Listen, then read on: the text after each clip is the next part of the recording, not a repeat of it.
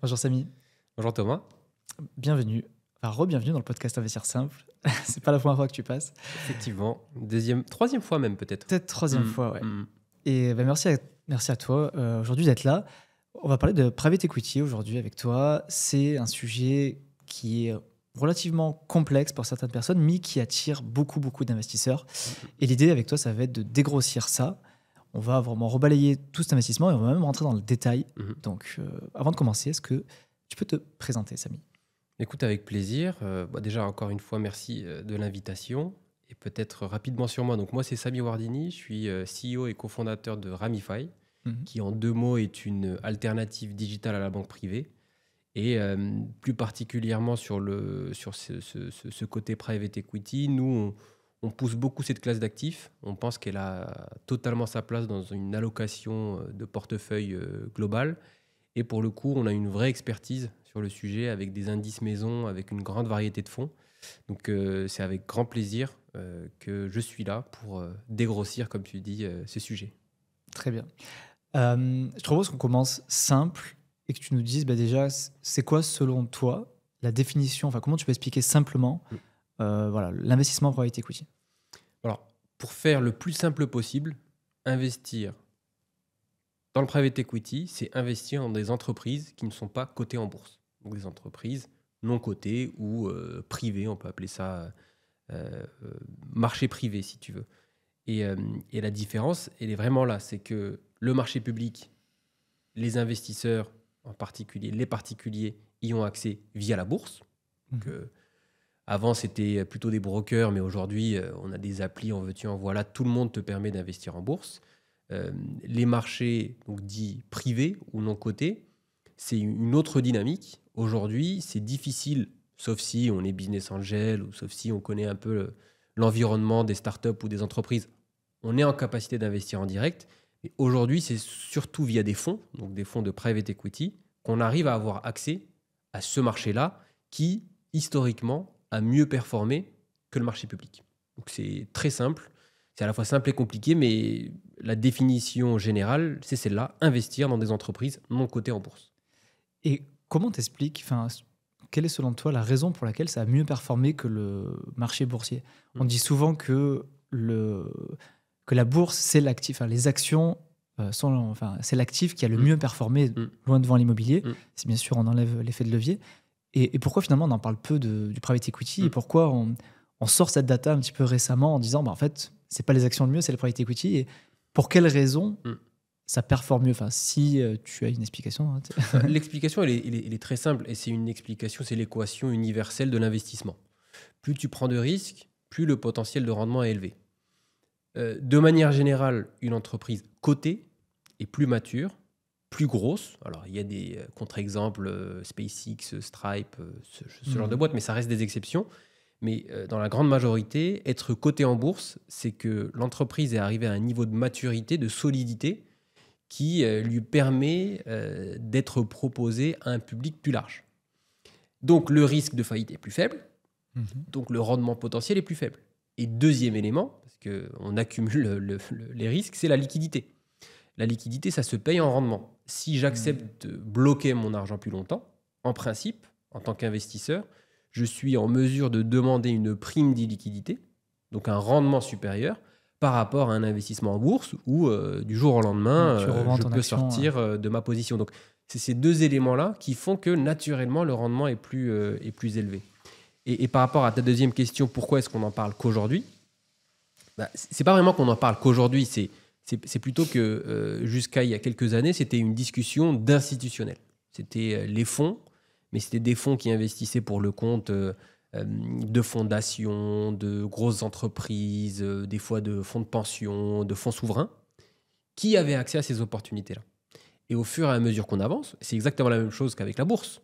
Il y a 30 ans, les gens n'avaient pas forcément accès à la bourse. Alors c'était un peu plus compliqué. Aujourd'hui, c'est hyper démocratisé. Et on observe la même chose avec le private equity. Il y a de plus en plus de gestionnaires qui se disent pourquoi pas créer des produits sur mesure pour les particuliers en modifiant à la marge les produits institutionnels. Et c'est comme ça qu'aujourd'hui, on voit de plus en plus d'opportunités sur le marché, ce qui est une très bonne nouvelle pour le particulier, parce que plus il y a de solutions, plus il y a de concurrence, plus les frais vont baisser. Et ça, c'est peut-être dû aussi à je sais pas, la digitalisation finalement et je sais pas, à l'éducation financière qui se généralise. Tu vois. Enfin, moi, j'ai l'impression aussi, j'ai l'impression de voir ça aussi, quoi, que c'est un peu lié, quoi, les deux choses. Et tu dis que comment dire, en bourse, les entreprises sont plus matures, donc le risque de faillite est plus faible. Mais aussi, dans le private equity, les entreprises sont plus petites, donc le risque de faillite est plus important. Donc, comment on peut expliquer finalement un rendement plus important si il y a quand même une part du private equity qui est aussi ultra risquée parce que il y aura forcément une grande proportion de boîtes qui feront faillite. Donc, comment on peut avoir de tels rendements avec, on va dire, une faillite beaucoup plus probable d'une part des boîtes? Encore une fois, c'est un rendement potentiel. Donc, le risque de faillite n'a pas d'impact sur le rendement potentiel. Il peut avoir un impact sur le rendement réel, mais quand tu modélises différentes classes d'actifs, tu vas essayer de pricer ces produits-là en essayant de déduire du risque sous-jacent le rendement potentiel. Parce que pour tout investisseur, la condition pour prendre plus de risques, c'est qu'à la clé, il y ait potentiellement plus de rendement. On le voit avec les cryptos. Les cryptos, on peut faire des fois 1000, fois 100. Par contre, tout le monde, et c'est ce que, en tout cas, on essaye d'expliquer aux investisseurs, qu'il y a un risque que ça aille au tapis, à zéro. Et c'est un peu la même chose avec le private equity. Si tu décides d'investir en private equity, tu acceptes de prendre un risque supplémentaire parce que les entreprises sont moins matures, mais par contre, tu exiges un rendement supérieur. Sinon, les gens ne le feraient pas. Quel est mon intérêt d'investir dans une classe d'actifs plus risquée si on ne me propose pas plus de rendement? Même côté gestionnaire, il le sait. Donc, il est obligé de dire, voilà, le marché public, c'est 8% par an. Ben, moi, je te propose 15%. Mais par contre, je t'explique que tu vas prendre un risque supérieur parce que les raisons dont on vient de parler, l'argent est bloqué et en plus, les entreprises sont moins matures. Donc, c'est vraiment l'équation de base de l'investissement. Plus de risques égale plus de rendement. Potentiel, toujours. Ok. Et après, j'imagine aussi c'est en fonction de la maturité de l'entreprise. Et bon, la transition est toute faite parce que je voulais justement poser un peu le cadre, tu vois, du private equity parce que on entend souvent parler de venture capital, on entend parler de capital amorçage, on entend parler de LBO, marché secondaire. Est-ce que tu peux nous décrire, on va dire, simplement, toutes les catégories de private equity qu'il y a en fonction de la maturité de l'entreprise? Bon, on peut garder toujours si tu veux, ce postulat ou cet axiome qui est plus de risques égale plus de rendement potentiel et retracer, si tu veux, la courbe du private equity. Donc, on peut aller du plus risqué au entre guillemets moins risqué. Toujours, c'est des généralités. On peut toujours trouver des spécificités dans chacune des sous-classes d'actifs. Mais donc, on va commencer par ce que je pense les gens connaissent le mieux, c'est les startups. Donc, le VC. Qu'on appelle ça aussi le capital amorçage ou c'est encore avant ça? Si, c'est le capital amorçage. Capital amorçage, capital innovation et ensuite capital transmission. C'est un petit peu les trois. Mais je vais plutôt utiliser les termes anglais qui sont plus connus. Le VC, Venture Exactement. Capital. Donc, VC, c'est l'investissement en startup.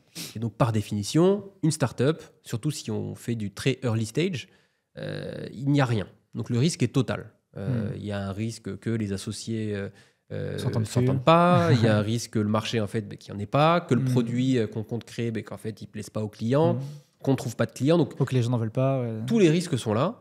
Et donc, un investisseur en venture capital, il s'attend, en tout cas d'un point de vue potentiel de rendement, à un rendement énorme.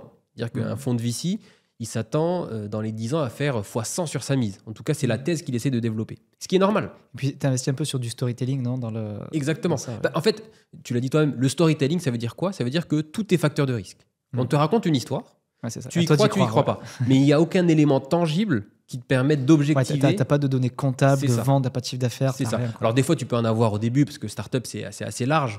Mais en tout cas, on reste dans une sous-catégorie où le risque est énorme. Donc, on s'attend à un rendement énorme. On remonte un petit peu la chaîne et ensuite, on passe dans la zone qu'on va appeler en anglais grosse ou capital innovation, c'est-à-dire les entreprises souvent technologiques, mais avant tout avec une croissance importante. Donc, c'est une croissance... Souvent, les chiffres qui vont être annoncés, c'est minimum 50% de croissance par an. Donc, ça reste énorme. Donc, c'est des grosses startups avec souvent des centaines d'employés plusieurs dizaines, voire centaines de millions de chiffres d'affaires, mais avec une vélocité et donc un potentiel de croissance encore énorme. Donc ça, bon, c'est un peu moins risqué que le early stage, mais ça reste quand même une entreprise en pleine croissance, pas rentable. Ouais, ce que je veux dire, ça, c'était ma question. Elle n'est pas forcément rentable. Avec du risque, Ouais. exactement. Donc à la recherche de capitaux extérieurs. Et donc là, on va essayer de trouver, en tout cas de chercher des rendements, grosso modo, du 30 à 40% de TRI. C'est ce que va rechercher un investisseur en termes de potentiel de rendement. Donc, qui dit 30% par an dit quand même risque très Exactement. important. Exactement. Risque à la fois que l'entreprise se plante, mais aussi que l'entreprise stagne. Parce que le problème, c'est pas uniquement que l'entreprise se plante. C'est si elle stagne, moi, j'ai investi à un certain moment. Si j'arrive au moment du plateau, Oui, je fais 0% de rendement. Je ne perds pas mon argent, mais je fais 0% de rendement. Donc, surtout pour un investisseur qui se positionne dessus, avec l'attente qu'il a, c'est quand même assez grave d'investir dans une entreprise en croissance et d'arriver au moment du plateau. Donc ça, c'est la partie grosse. On reste encore dans le monde des startups, mais des très grosses startups. Les Doctolib, les Swile, les Payfit. Et ensuite, on va encore décaler vers le capital transmission, où là, c'est un terme anglais que je pense tout le monde connaît, c'est LBO, Leverage Buyout. Où là, on va arriver sur des entreprises rentables, où, parce qu'elles sont rentables, et tu connais bien l'IMO, donc tu sais de quoi est-ce que je vais parler, parce qu'elles sont rentables, parce qu'elles vont générer du cash flow, on est en capacité de mettre de la dette devant. Et plus uniquement de l'equity, donc du capital.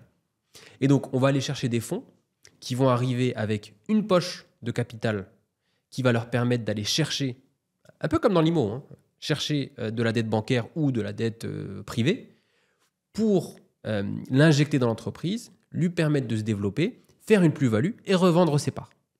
Donc pareil, et donc là où on voit bien le cheminement, c'est encore moins risqué parce que l'entreprise est rentable. On est cette fois sur des acteurs du private equity, on n'est plus sur des acteurs du VC.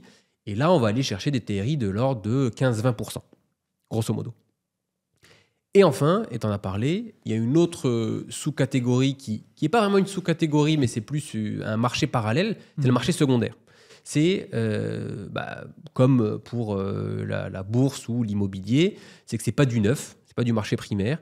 Et il y a un marché parallèle où les gens s'échangent des parts de fonds, de private equity ou des parts d'entreprise.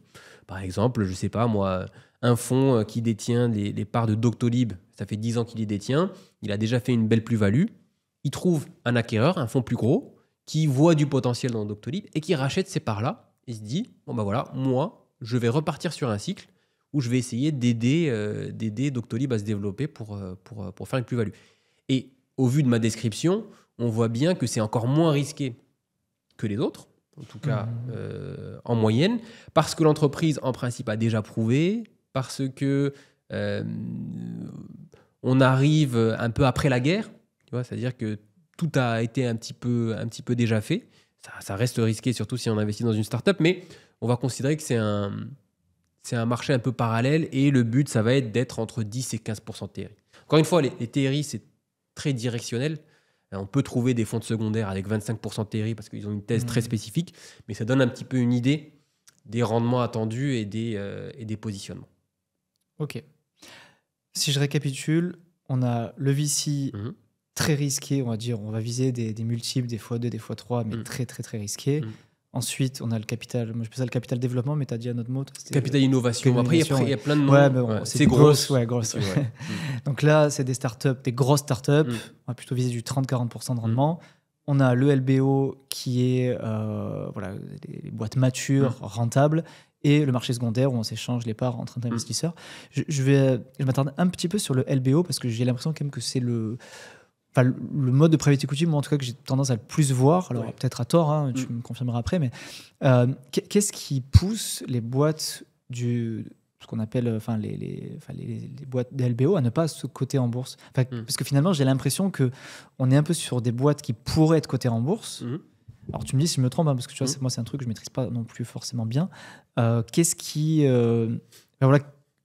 pousse ces entreprises-là à se faire racheter par des fonds de private equity plutôt que d'être investis en bourse? Alors, il peut y avoir plusieurs explications. Il y a déjà un effet taille. Il y a beaucoup de PME, ETI qui ne sont pas en capacité d'être cotées en bourse. Être coté en bourse, ça reste quand même un process lourd d'un point de vue administratif, d'un point de vue juridique, d'un point de vue compliance. Et avoir accès au marché public, c'est un avantage s'il y a une vraie volonté soit de s'exporter, soit d'aller chercher d'autres marchés. Il faut vraiment avoir une volonté de créer un groupe un peu tentaculaire, type CAC 40. Sinon, le prix à payer d'un point de vue juridique, administratif, process additionnel, équipe qui travaille à plein temps juste ça, ouais. Souvent, quand on fait le calcul, on se dit honnêtement, ça les vaut pas. Sauf si on arrive à une taille qui permet de s'y retrouver. Et c'est même encore pire aux États-Unis, parce qu'aux États-Unis, il y a un nouveau phénomène d'entreprises qui valent des fois plus de 100 milliards, pas loin de 100 milliards, comme Stripe ou SpaceX, qui ne souhaitent pas être cotées en bourse. Revolut, la dernière valorisation, c'est 65 milliards. Je ne sais pas si les gens se rendent compte, mais si Revolut garde sa valorisation en s'introduisant en bourse, il serait plus valorisé que la Société Générale, que le Crédit Agricole, et il resterait que la BNP au-dessus, et pas loin. Et les gens ne se rendent pas compte, parce que la BNP, c'est quoi? C'est peut-être 150 000 employés dans 50 pays. Une banque systémique et tout. Quoi. Exactement. Mais ces entreprises ne veulent pas, parce qu'elles se disent je vais perdre en marge de manœuvre. Il y a ça aussi, il y a ce côté-là, je suis obligé de rendre des comptes finalement. Exactement. À tous les actionnaires qui sont du public et tout. Tu rends des comptes même quand tu es privé, mais au-delà de ça, c'est qu'il y a une obligation de transparence qui gêne certaines entreprises. Tu es obligé de communiquer sur tout. Et donc, tu divulgues des secrets, tu dois donner le détail de tes comptes. Donc, c'est des choses où les entreprises aujourd'hui, en fait, c'est vraiment une question de plus et de moins. Ils voient plus de moins que de plus. Donc, il y a un vrai problème avec le fait d'être coté en bourse aujourd'hui. Les entreprises les plus dynamiques ne veulent plus, en tout cas en grande majorité. Ce qui n'était pas le cas, par exemple, il y a 20 ans, pendant la crise des années 2000. N'importe quelle entreprise qui s'approche du milliard, elle tentait c'est plus le cas. Mais donc, pour répondre directement à ta question, c'est une question de taille, c'est une question de coût, et c'est aussi une question de marché. Le marché du LBO est énorme parce que le tissu économique et industriel français européen est très développé. Il y a plein d'entreprises qui dépassent les 10 millions de chiffres d'affaires, et si tu dépasses les 10 millions de chiffres d'affaires, tu es éligible à un LBO. Il y a des fonds de toute taille. Tout le monde ne va pas faire son LBO avec Ardian. Il y a plein de fonds de toute taille qui permettent d'avoir accès à ce type de financement. Et peut-être un point qui est intéressant et qui explique pourquoi est-ce que ça s'appelle le capital transmission. Parce que même moi, la première fois que je l'ai entendu, je me suis dit, mais je ne comprends pas trop. LBO, leverage buyout, donc acheter avec de la dette, c'est clair, c'est limpide, mais capital transmission, quel est le rapport? Et en fait, c'est historique parce que les premiers deals de private equity, en France en tout cas, c'était souvent des groupes industriels familiaux qui, parce qu'il y a un héritage et qu'il faut potentiellement splitter l'entreprise entre les différents frères ou la famille, il y a des fonds de private equity qui sont arrivés pour racheter les parts de certains des frères ou de reprendre le contrôle sur des entreprises pour les remettre sur le droit chemin. Et c'est comme ça que ça s'appelle capital transmission. On transmet d'une famille à un fonds qui ensuite derrière le relaie à d'autres fonds pour faire grandir l'entreprise. D'accord, ok. Merci pour la minute culture générale. Maintenant, si on passe dans le concret, comment on fait, tu vois? On a décrit donc, ces 4 façons de faire. Donc, je rappelle, VC, growth, LBO et secondaire. Dans les faits, tu vois, si quelqu'un... Alors, on va repartir du plus risqué au moins risqué. Si quelqu'un veut faire qui va investir dans du VC, est-ce que c'est accessible, ça, aux particuliers? Et si oui, de quelle manière? Alors, pour investir dans le VC, il y a 2 manières. Et ce sera la même pour toutes les sous-catégories. Soit en direct, donc je vais chercher moi-même des startups ou des entreprises. Mais ça, il faut du réseau. Il faut du réseau ou alors passer par des plateformes qui existent. Et ce qu'on appelle le crowd equity. Exactement. Je ne sais pas si on peut citer des noms, mais Crowdcube, Sowif. Ouais, ce que je veux dire, on peut en citer 3, Caption, et tout comme ça. Caption, qui te mettent en position de pouvoir investir dans des startups directement.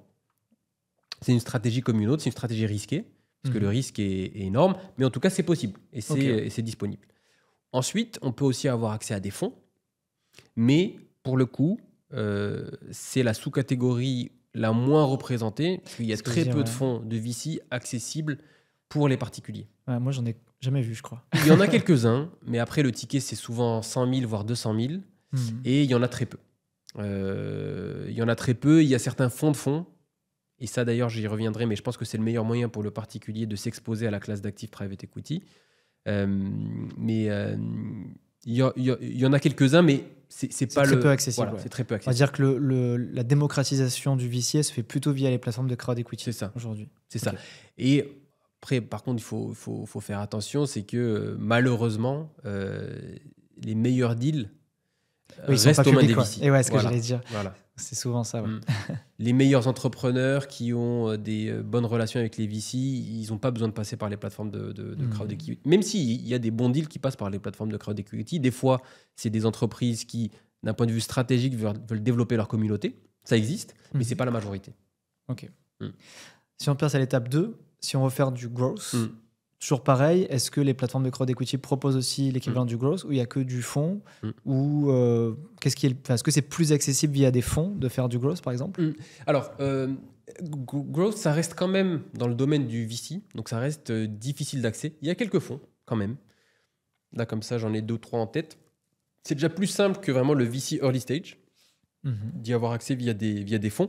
Mais effectivement, ces plateformes proposent aussi du growth. Si, je ne sais pas moi, l'une des 3 plateformes que tu as citées propose d'investir dans Doctolib, c'est du growth, au final. C'est juste que c'est du growth très ciblé sur une entreprise. Et c'est ça qui est dangereux pour un particulier. Le fonds... il va être ultra diversifié. Quoi. C'est ça. C'est que c'est comme la différence entre du single stock ou un ETF sur les marchés publics, c'est un peu pareil. C'est tu fais confiance à un gérant, à sa thèse. Peut-être que sa thèse, c'est l'IA, peut-être que sa thèse, c'est la transition énergétique.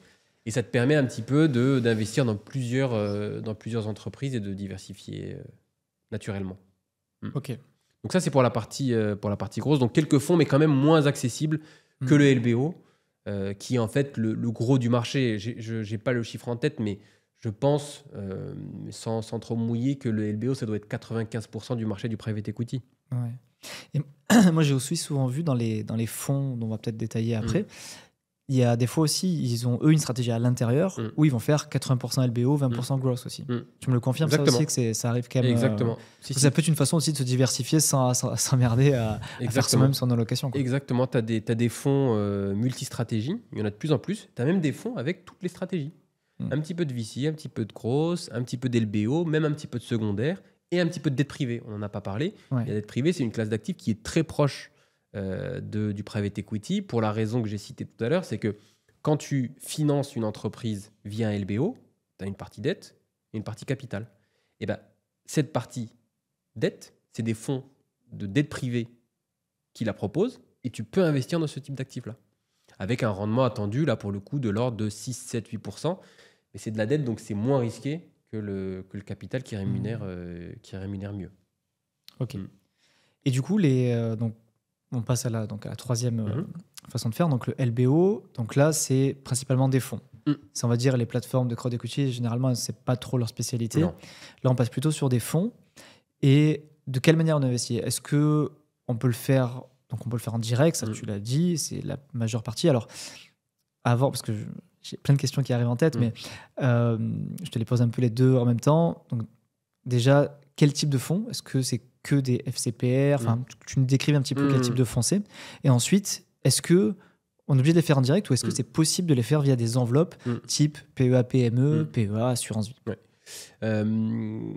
Alors, il y a plusieurs éléments. Je pense que la discussion FCPR, FCPI, FPS, c'est pas le plus important. Ça risque d'ajouter du bruit qui est pas... Le plus important, si tu veux, c'est la stratégie et le type de fonds. La stratégie, on vient d'en parler. Donc, et j'expliquerai en quoi est-ce que c'est possible de faire une espèce de panachage des différentes stratégies. Ensuite, il y a le type de fonds, c'est très important. Et grosso modo, tu as... 2 gros types de fonds. Tu as les fonds qu'on va appeler fermés, c'est-à-dire que c'est des fonds, et ça c'est ce que les gens pensent de manière générale du private equity. C'est un fonds, j'avance mon argent et l'argent est bloqué pendant 10 ans.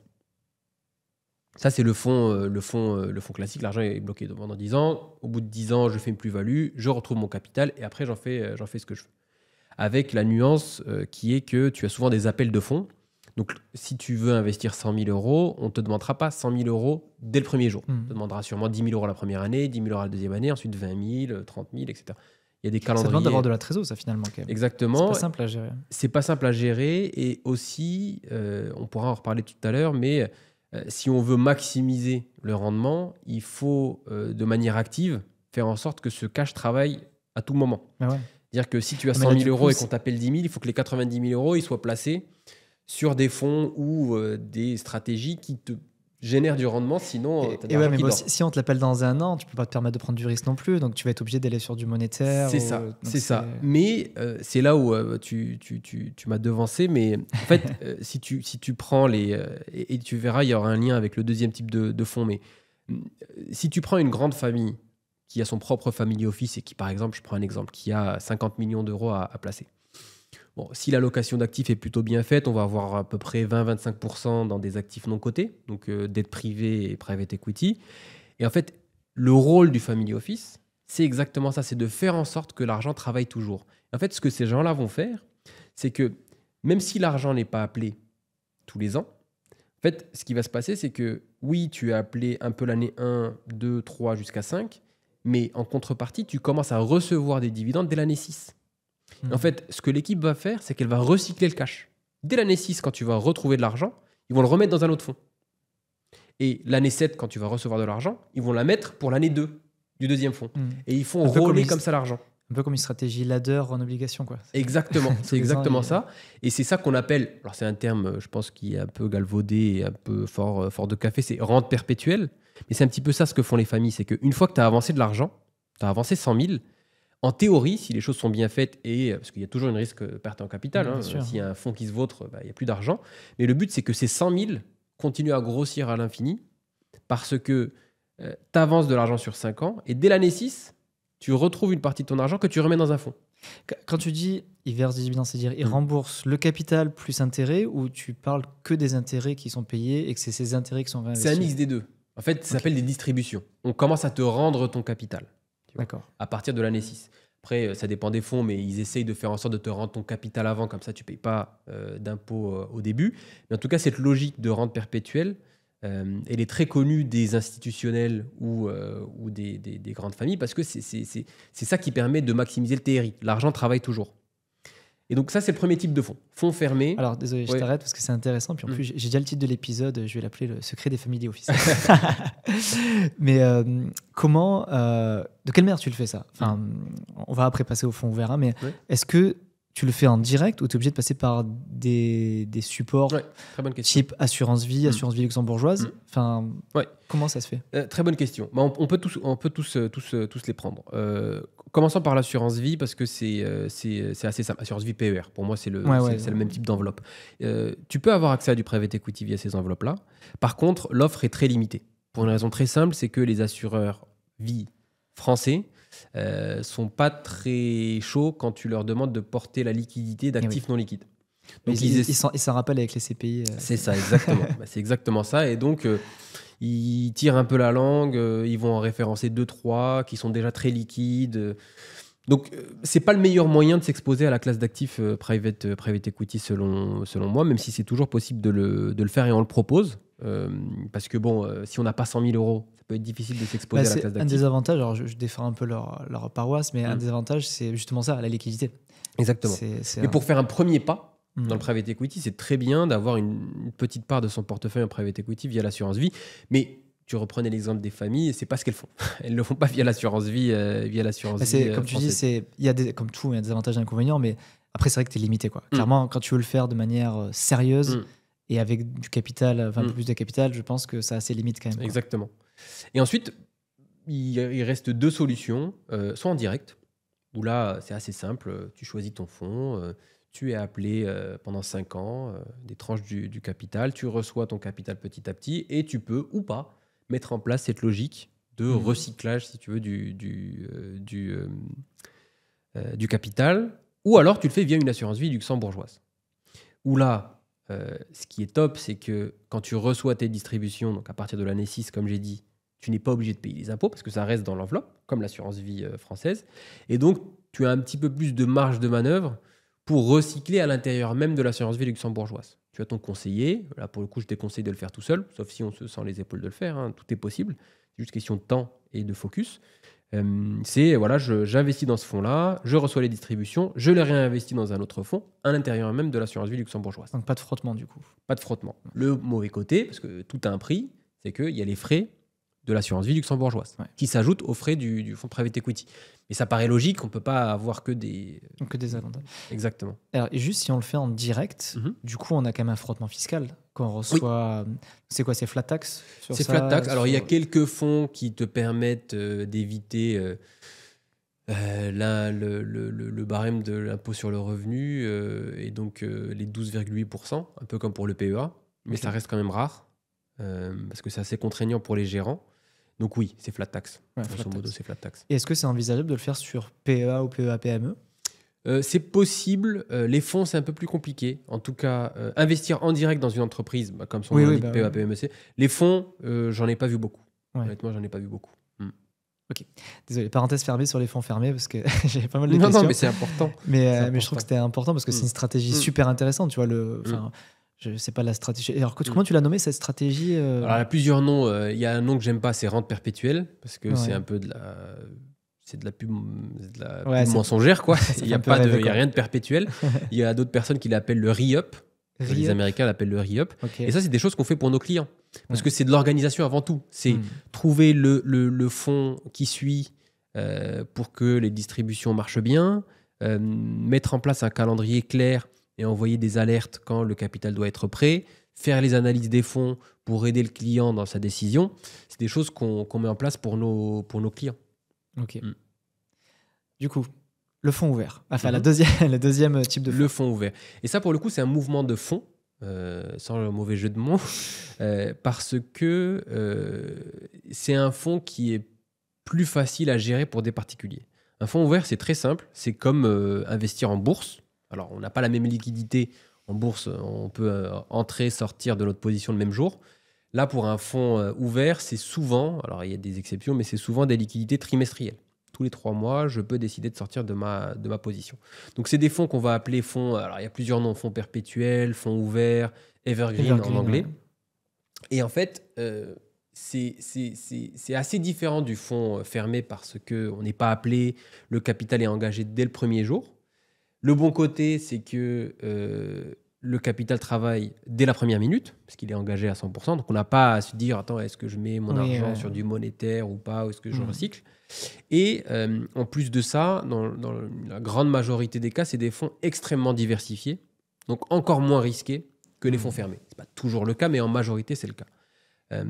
Et ça, c'est une petite révolution dans le monde du private equity, parce que, si tu veux, c'est un pas que le private equity fait vers les particuliers en simplifiant la manière d'investir. Je mets mon argent, enfin c'est des choses que les particuliers connaissent. Je mets mon argent, j'ai un rendement annuel, et en plus de ça, et ça fait écho à ce que tu disais sur le frottement fiscal, c'est que c'est des fonds qui vont être capitalisants.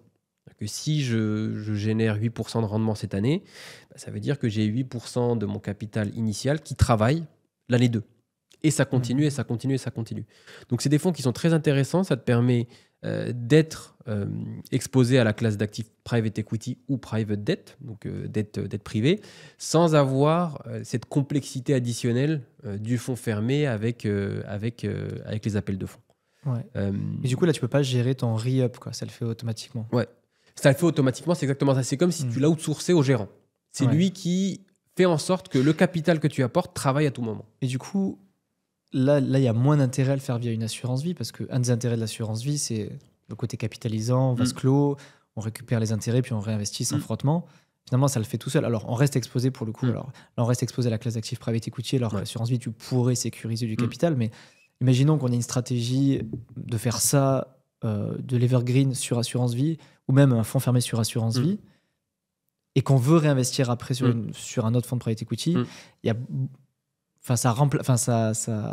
il y a moins d'intérêt de faire sur assurance vie plutôt qu'en direct, parce que ça reste dans le fond et on n'a pas le frottement fiscal qu'on aurait avec un fonds fermé finalement. Exactement. À une seule condition, c'est au bout de 8 ans, tu as quand même un avantage fiscal via l'assurance vie, qui est le même via l'assurance vie luxembourgeoise. Donc c'est un petit calcul à faire. entre les frais Dire à la fin de la d'assurance vie. sortie, oui, forcément, tu C'est ça, fais. au bout de Après, 8 il ans. faut jouer sur les abattements et tout. Compagnie, C'est ça. sûr. Donc, c'est pas blanc ou noir, mais il y a un petit Ouais. calcul à faire. Mais effectivement, Mais ça se c'est en tout cas réfléchit, ouais. beaucoup moins crucial que, Ouais, que t'as dans le cas moins 1. de frottement fiscal qu'avec un fonds fermé. Quoi. Mm. Et puis aussi, une charge mentale plus faible aussi. Ouais. Donc, Exactement. Et ça, l'Evergreen, du coup, nous, on a fait... parce que l'Evergreen, il y a une subtilité. Et ça, on rentre un petit peu dans le détail. Donc il faut juste qu'on le fasse avec beaucoup de pédagogie. C'est, depuis le début, je parle de TRI. Mais au final, le TRI, par expérience, c'est très peu compris, en tout cas très mal compris, des investisseurs particuliers. C'est souvent confondu avec le rendement, alors que ce n'est pas la même chose. Le TRI, il prend en compte l'aspect temporel de l'investissement.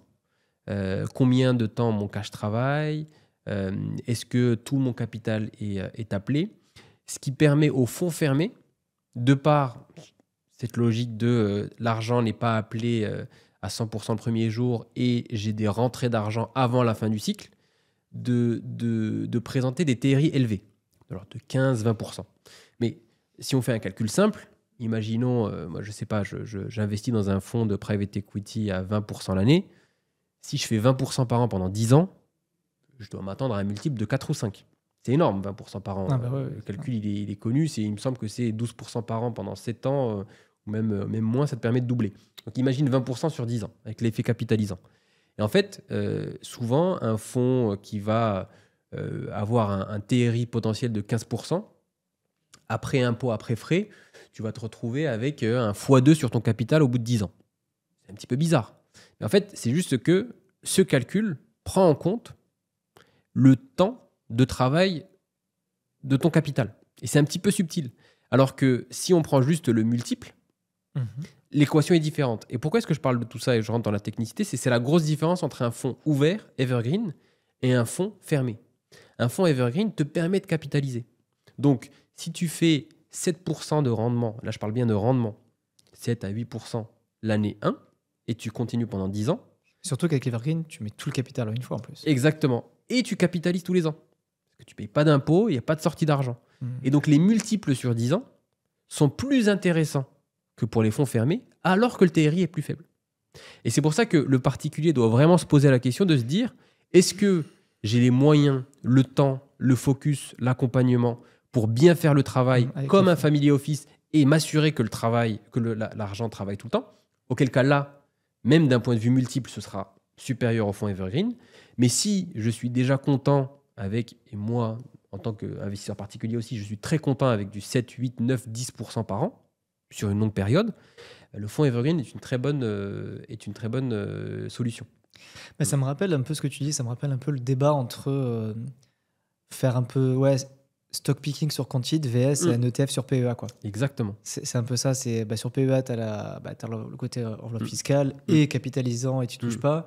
Et stock picking sur CTO, tu as la fiscalité moins intéressante et ça demande un peu plus d'activité parce que quand tu reçois ton dividende, qu'est-ce que tu en fais? Et aussi, il faut un peu plus de compétences pour savoir est-ce que je vends, est-ce que j'achète et compagnie.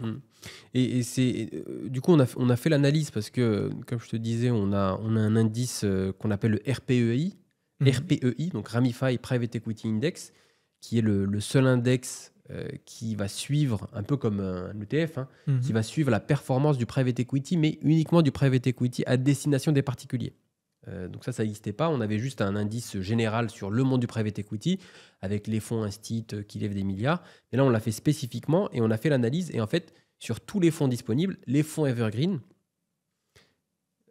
surperforment sur 8-10 ans les fonds fermés, en prenant en compte les frais, la fiscalité, etc. Vraiment net dans sa poche. Et cet indice-là que vous avez créé, c'est que des LBO ou ça fait même tous les types de fonds? Tous les fonds de private equity disponibles sur le marché français, disponibles aux particuliers.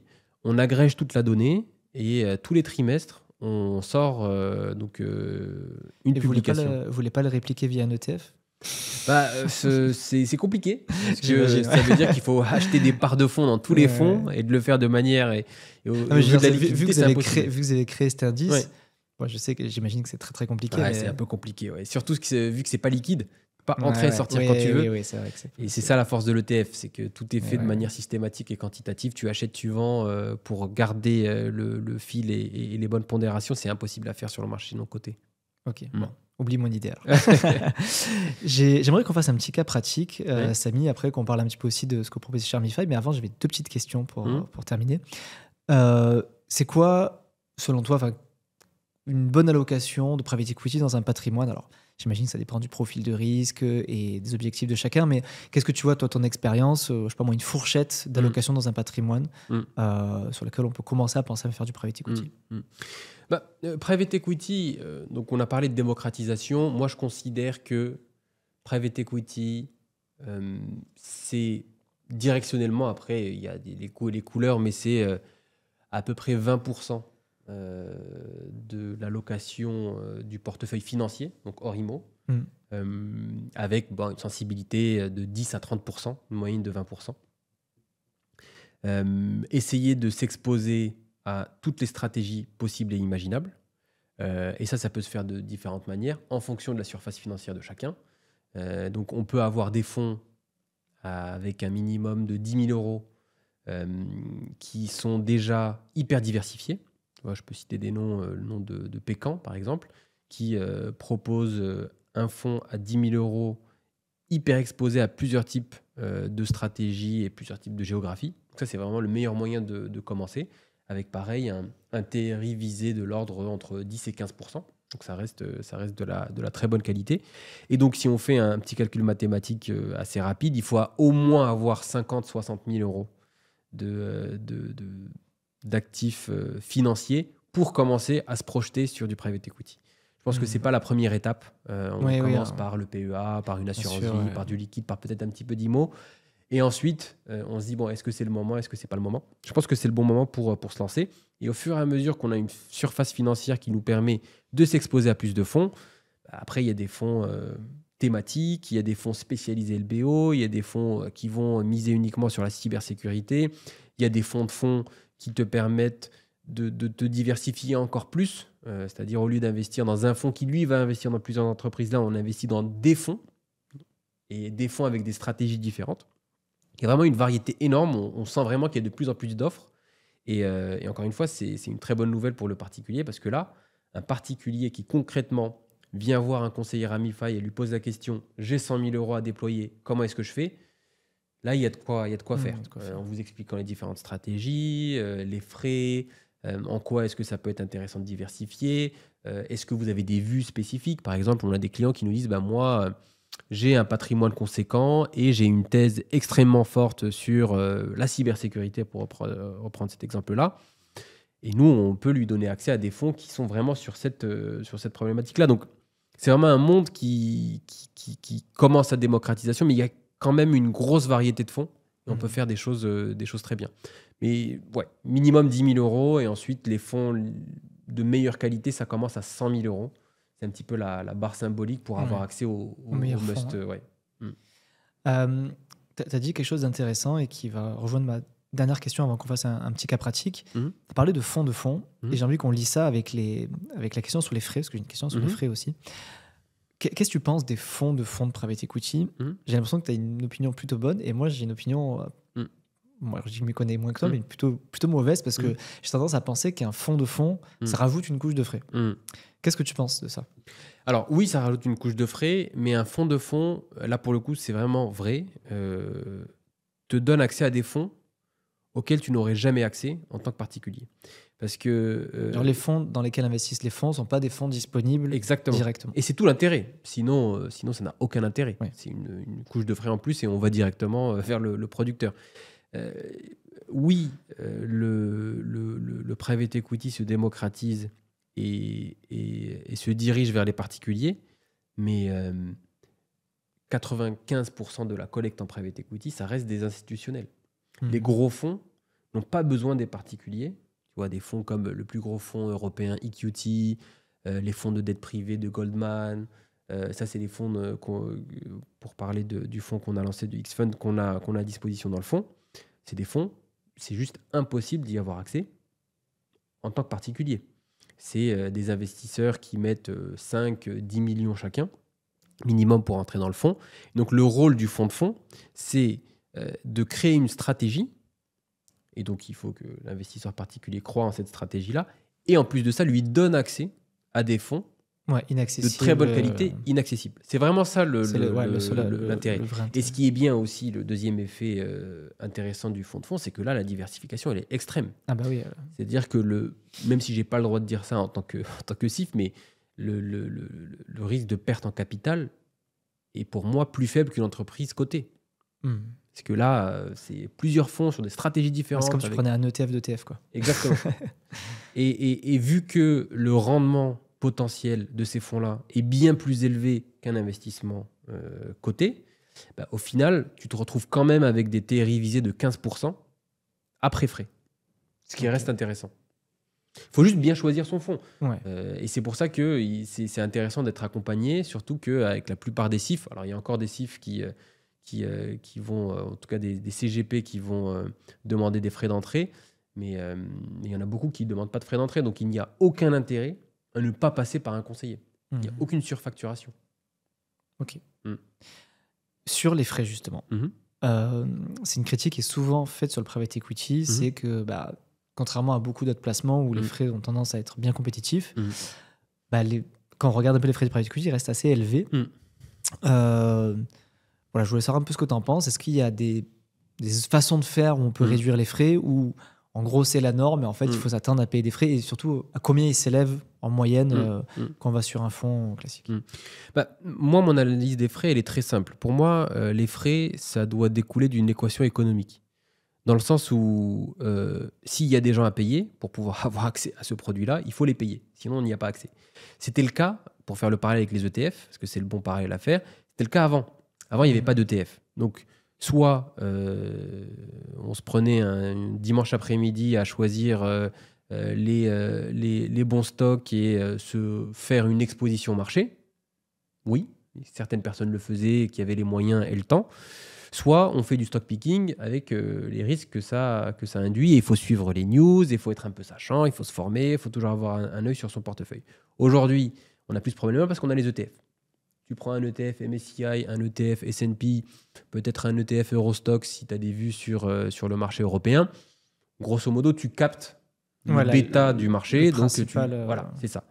Ça, tu ne peux pas le faire en private equity. Pour une raison très simple, c'est qu'il n'y a pas d'ETF.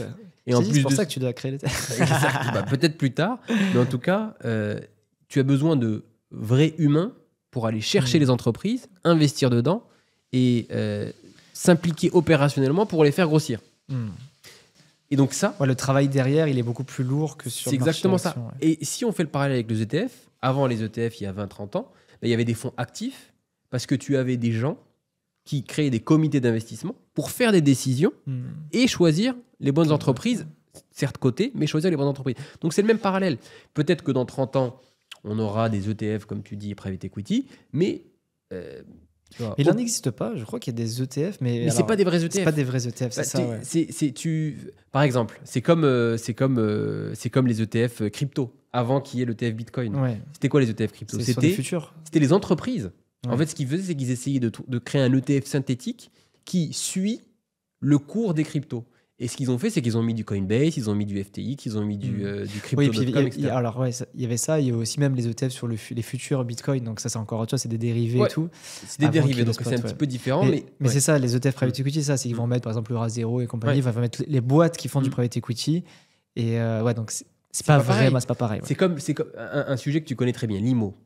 Il y a des ETF IMO. Mais c'est des ETF qui suivent des foncières. Tu ne suis pas le marché immobilier parisien ou français. Ça n'a rien à voir. Si le marché action, de manière générale, dans le monde, fait moins 20%, toutes les foncières font moins 20%. Mais si ça se trouve, l'IMO se porte très bien. Donc, ce n'est pas une exposition pure. Et c'est le même problème en private equity. On n'est pas encore à un niveau de maturité, de liquidité du marché, peut-être dans 30 ans, qui permettent d'avoir des ETF qui retranscrivent En fait, un ETF aujourd'hui, un ETF private equity va être corrélé au marché public. Parce que c'est un ETF qui suit les entreprises cotées. Ok. Bon, je vois que le temps passe et j'ai encore beaucoup de sujets, mais je vais avancer un petit peu dans l'émission. J'aimerais qu'on fasse le cas pratique. de l'auditeur qui vient chez Ramify et qui a envie d'investir en private equity. Comment ça se passe concrètement? Forcément, on ne peut pas faire une démo en live, mais alors, j'invite vraiment les gens déjà à aller checker la plateforme pour s'inscrire et voir. Mais comment ça se passe concrètement? Est-ce qu'il peut se débrouiller tout seul avec le dashboard sur l'onglet private equity? Est-ce qu'il peut se faire accompagner? Si oui, comment? Voilà. Quel est le parcours, en gros, d'un auditeur qui est intéressé pour regarder un peu ce qui se fait chez vous? Bien sûr. Encore une fois, nous, notre but avec Ramify, c'est de créer une alternative digitale à la banque privée. Donc, la banque privée, c'est quoi? C'est avoir tous les produits. Donc, nous, on ajoute une petite astérix au juste prix, c'est-à-dire pas de frais d'entrée. On essaie de toujours s'aligner avec les frais les plus bas du marché, sans compromettre le niveau de qualité d'accompagnement et de suivi qui est censé garantir une banque privée. C'est ça l'intérêt d'une banque privée, c'est vraiment de se sentir accompagné, c'est d'avoir des experts, donc nous, on a notre propre équipe de recherche qui va être là pour faire les calculs et le travail d'analyste, de choix des fonds, d'optimisation de portefeuille. On parlait tout à l'heure de la rente perpétuelle, c'est accompagné dans ce calendrier de distribution, le choix des fonds, le calibrage des investissements. Tout ça en le couplant avec tout ce qui fait la force du digital. Donc, une accessibilité plus simple, la possibilité de monitorer tous ces investissements via la même plateforme et, comme tu l'as dit, avoir accès à ces investissements et pouvoir tout faire en autonomie. Donc, nous, on a deux types de clients. On a les clients qui apprécient le fait d'avoir des conseillers et une équipe de recherche disponible via le chat, via du contenu, via des simulateurs qu'on met à disposition pour toutes les classes d'actifs.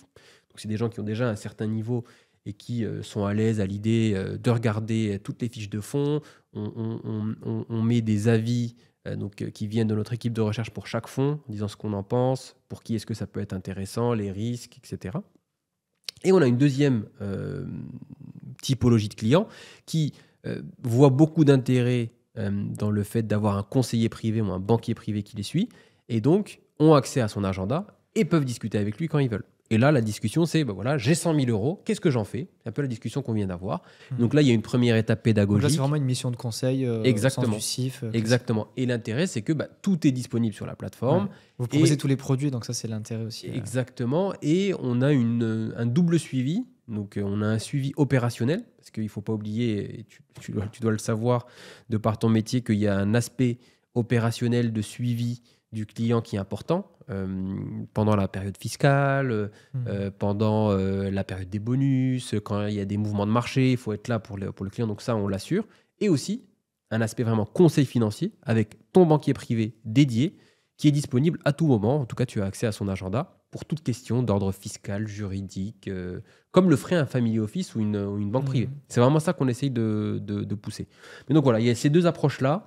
On pense vraiment que cette approche hybride, elle est hyper importante, parce que l'argent, ça reste très psychologique. Tout a beau être automatisé, digitalisé. Investir 200, 300 000 euros, ce qui est en moyenne ce que font nos clients auprès de nous, ça reste un acte de foi. Je fais confiance à quelqu'un. Et donc, cet aspect relationnel, mettre un visage sur une personne, c'est hyper important. Et donc, nous, on le met à disposition à chaque interaction. Ok.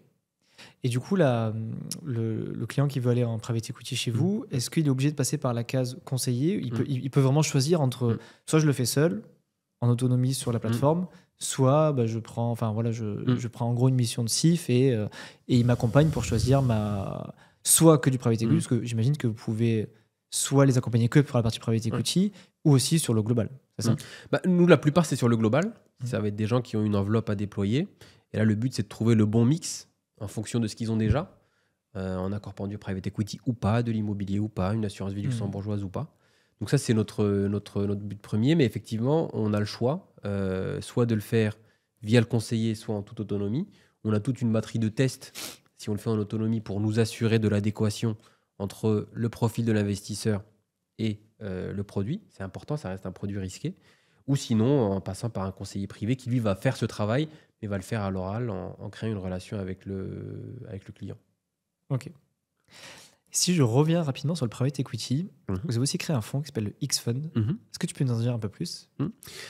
Écoute, le X-Fund, c'est un peu la synthèse de la philosophie d'investissement de Ramify. D'ailleurs, on a créé notre maison de gestion On va faire l'annonce dans quelques jours qui s'appellera Valir Capital pour héberger ces fonds-là. On en aura encore d'autres. D'ailleurs, tu m'as parlé du Venture Capital, mais on est en train de créer quelque chose aussi sur cet aspect-là. Mais ça viendra plus tard dans l'année. Mais donc, le X-Fund, c'est assez simple. Le X-Fund, c'est un fonds evergreen, qu'on a parlé tout à l'heure, qui est toujours ouvert avec une liquidité trimestrielle. Et c'est un fonds dont le rôle est... c'est un petit peu comme... il y a beaucoup de gens, surtout les gens qui font du stock picking, qui sont fans de Warren Buffett. Nous, on est plus fans de Ray Dalio. Ray Dalio, investisseur hyper connu. Exactement. Qui a créé le All Weather Fund, qui est en fait un fonds dont le but est d'être hyper résilient. C'est pas un fonds qui va verser du 15% par an, plutôt du 8 à 10%, mais il va le faire quelle que soit l'année. Qu'il vente, qu'il pleuve, qu'il fasse beau. Son but, c'est de diversifier au maximum. Et toute sa théorie, c'est, d'un point de vue, là, pour le coup, théorique, c'est si on arrive à trouver 15 stratégies d'investissement non corrélées, eh bien, on peut baisser son risque de 80% en gardant le même rendement. Et c'est un peu ça qu'on essaye de créer, nous. Donc, dans ce fonds-là, on va retrouver à peu près 30% de dette privée, 30% de private equity, avec des fonds, c'est un petit peu les fonds que je te citais tout à l'heure, donc on peut les reprendre, mais dette privée, on a du Blackstone et on va avoir du Goldman. Pareil, ça c'est des fonds, tu n'y as pas accès en tant que particulier. Sur la partie private equity, on a Neuberger Berman, qui est juste la plateforme de co-investissement numéro 1 en Europe, 700 milliards, et EQT, qui est le plus gros fonds de private equity en Europe. C'est un fonds suédois hyper connu. Pareil, on n'y a pas accès en tant que particulier. Ça, c'est à peu près 60% du fonds qu'on a proposé. Ensuite, on va avoir à peu près 30% d'ETF. Parce que pour le coup, nous, on a une vraie croyance que le meilleur moyen de s'exposer au marché public, c'est les ETF. Pour les frais, mais aussi parce que c'est très difficile de battre le marché. Donc là, on est d'accord, quand tu parles d'ETF, tu parles de côté. Hein. Oui, bien sûr. C'est vraiment un fonds dont le but est de représenter toutes les classes d'actifs pour créer quelque chose de très résilient. Et ensuite, on a à peu près 10-15%, où là, on allait chercher un hedge fund Morgan Stanley, pareil, pas accessible aux particuliers, qui lui va s'exposer aux commodities, donc matières premières, et au forex. D'où Dalio. Exactement. Et le but, c'est vraiment de pouvoir proposer un fonds. X-Fund, pourquoi est-ce qu'on l'appelle X-Fund? C'est cross asset class, donc avoir toutes les classes d'actifs.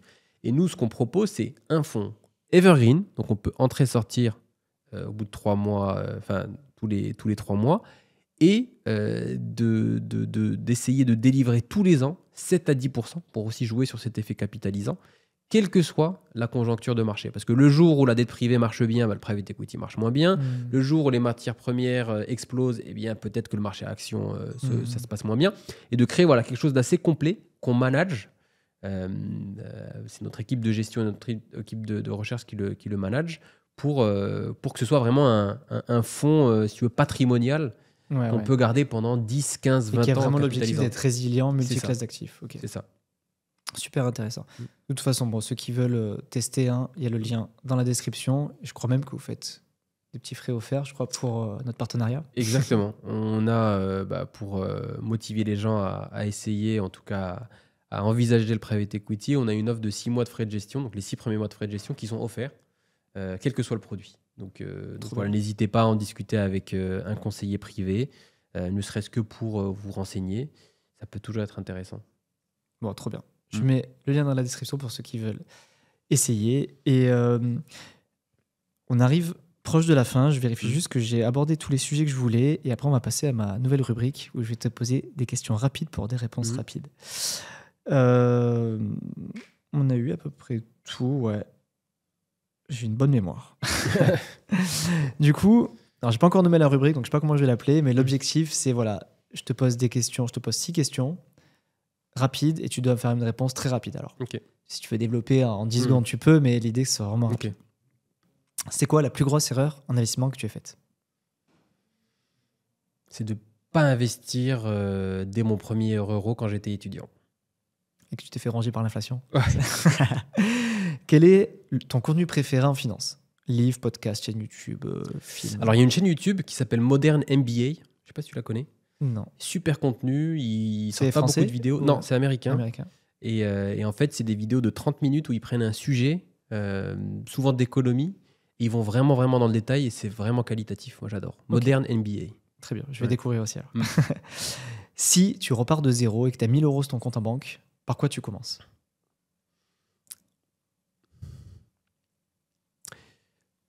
Assurance vie au PEA avec 2-3 ETF, ceux que j'ai cités tout à l'heure, les ETF Core, S&P 500, MSCI et peut-être Eurostox.